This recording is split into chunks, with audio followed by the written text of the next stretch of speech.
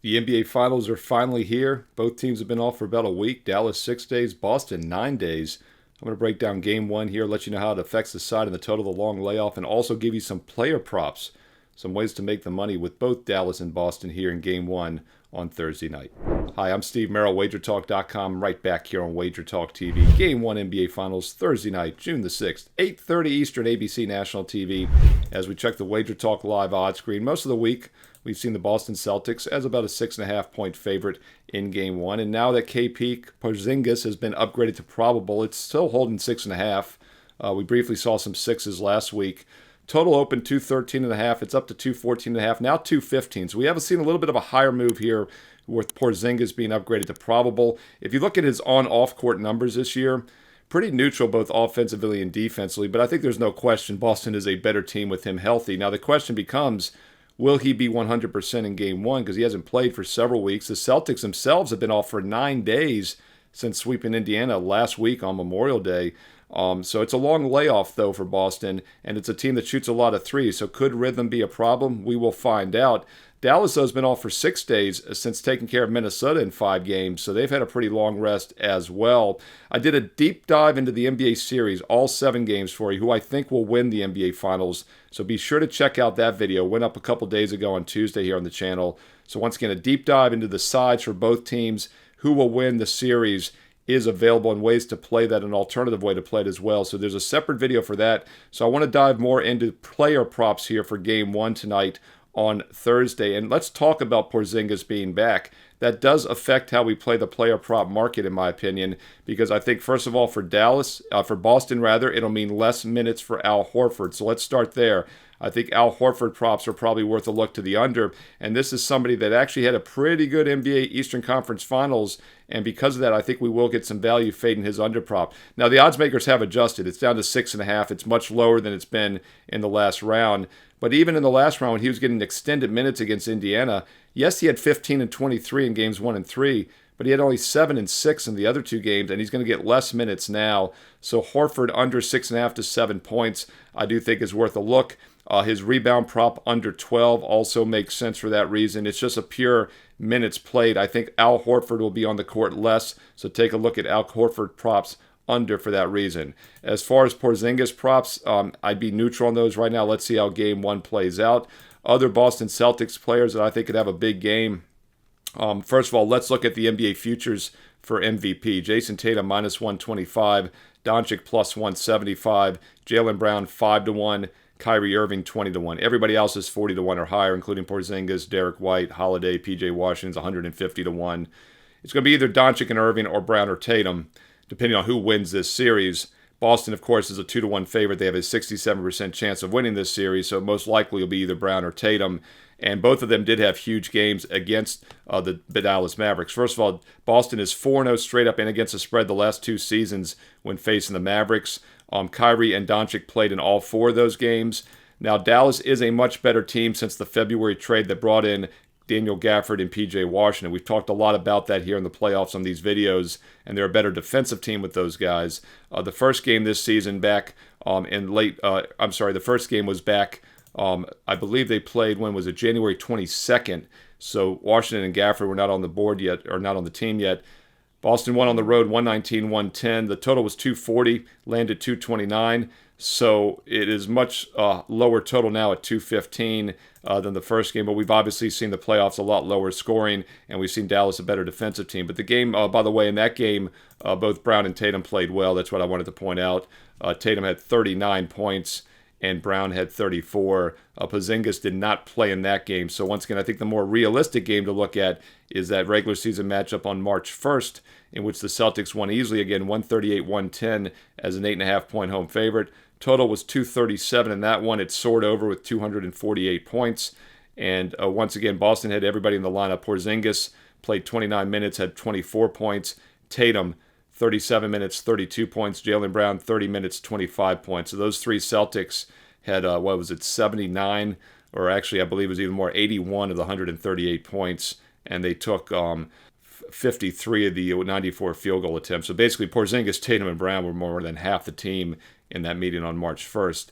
Now, Dallas did have all their key players as well. First of all, they had Irving and Doncic, as always, but they also had P.J. Washington in the lineup. He did have a nice game.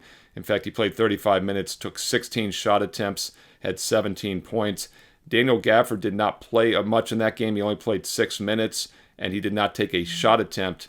Lively was 7 for 7. And by the way, Derek Lively was 16 for 16 shooting in the last round in those 5 games against Minnesota. He, of course, missed one, though, and he was injured, and that's why Gafford played more and they started using him more. But I'd be under on Daniel Gafford props in this series and in Game 1 as well.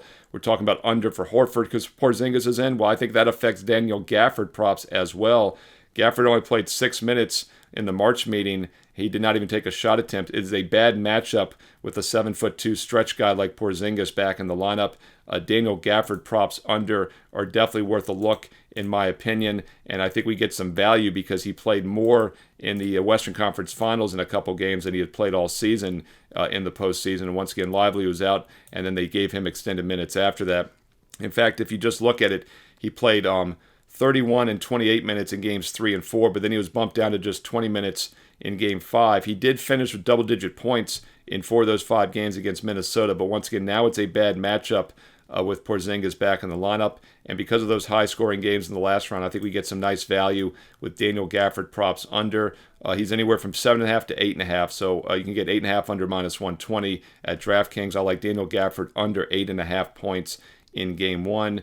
And once again, Al Horford under as well, props, rebounds, points, whatever, because I think that's more of a minutes thing with Horford. So you can really look at any of his props under. For Gafford, it's more of a points prop under for me, under 8.5, because I think he's going to have trouble scoring down low. I think also with Lively and Washington. Washington had a big game in March against them. So instead of we're going to fade Washington, we're going to fade Gafford specifically with Porzingis back in the lineup. Tatum and Brown props over, would not disagree. Not only were they big in the 2 games this season, as I mentioned, but we go back to last year. These teams played twice. Boston won them both. Brown had 19, Tatum had 29. And in the earlier meeting back in November of last year, a season ago, it was still the same thing. Tatum 37, Brown 31. So over or pass for me with Tatum and Brown. As you know, we don't like to fade superstars. I think Tatum and Brown to the over makes sense. Al Horford to the under are multiple props. As far as the Mavericks go, Daniel Gafford under would be my preferred Maverick player prop under 8.5 points. Irving and Doncic, Doncic gets his. Irving has been kind of up and down. I'd be careful with Kyrie Irving. He's had several games where he doesn't score much, and Dallas still plays well. Doncic, though, has been getting it done, numerous triple-doubles, and he gets his points. Boston, though, does have 2 of the best defensive guards in the league with Holiday and White. So that's another reason I'd be careful with Kyrie Irving props. I think Doncic is more likely to get over than Kyrie. So you could also look at some Kyrie props under as well, because Boston with White and Holiday, a very underrated defensive backcourt. And, of course, Boston takes a lot of threes. We know that. That's what they live and die by. The long layoff, that's the big X factor. But Dallas is more of an interior defensive team with P.J. Washington, Gafford, and Lively. That's why they got better after the trade in February, because they got more size with those power forwards down low. That's also why they matched up well against Minnesota and somewhat shut down Anthony Edwards. Boston takes a lot of threes, and Dallas is actually a below-average three-point defense. So we'll see how that plays out in this series. And once again, on the total, 215, it was 237, 240 in the 2 regular season games. But once again, Dallas has been better defensively in the playoffs and also since the trade in February. But once again, a huge adjustment down, considering the 2 regular season games totaled 229 and 248, and both totals were 237 and 240. 2 meetings last year, by the way, 219 points, stayed under 231, and the earlier meeting, November of 22, 237 points, went over 220. So this is a pretty low total, but once again, Class A teams, Game 1, do normally stay under.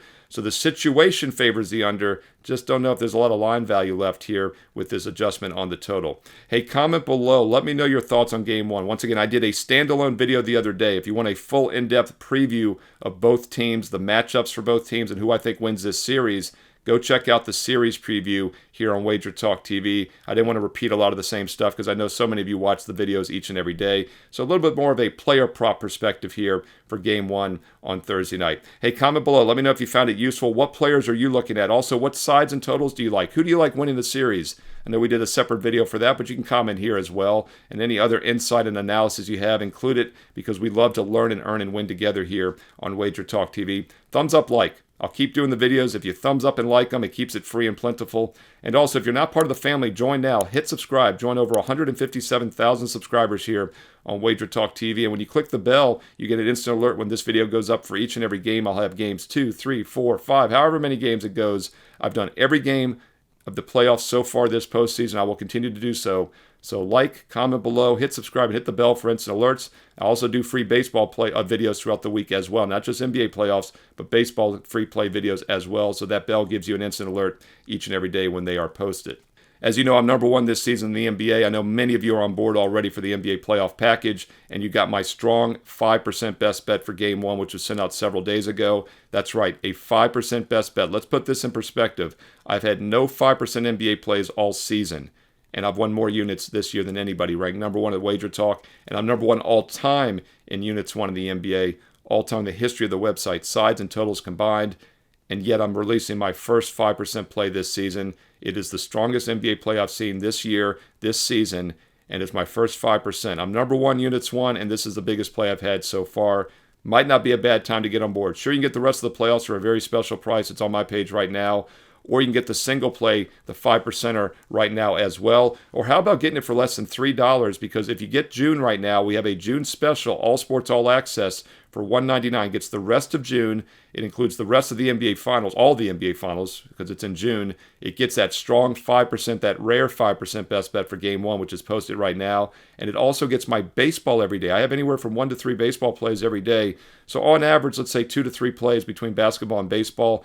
It works out to less than $7 a day. That's about just $2 to $3 a play for every best bet here for the rest of June, including that rare 5% best bet NBA play for Game 1 Thursday night. And all the baseball each and every day. That's your true bread and butter money maker this summer is going to be baseball. That's the daily sport for the next several months till football begins in late August.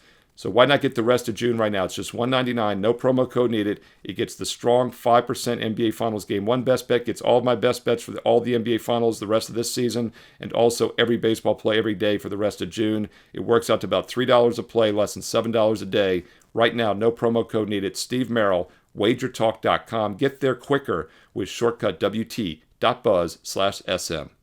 Also post a free baseball play each and every day. Those are always last cuts, games that were just a bit outside for making the cut. I treat them as 1 to 2% opinions. They have a nice edge and they do win long term. So once again, if you want a little extra action, if you want to build your bankroll, check out that daily free play on my page, free for everyone, including right now, Steve Merril, WagerTalk.com. You can follow me on X, Twitter, X at Steve Merril, 2 R's, 1 L, at Steve Merril on X, and also follow me on Instagram with WagerTalk on IG, and stay tuned right here to WagerTalk TV for more great baseball and basketball previews coming up next.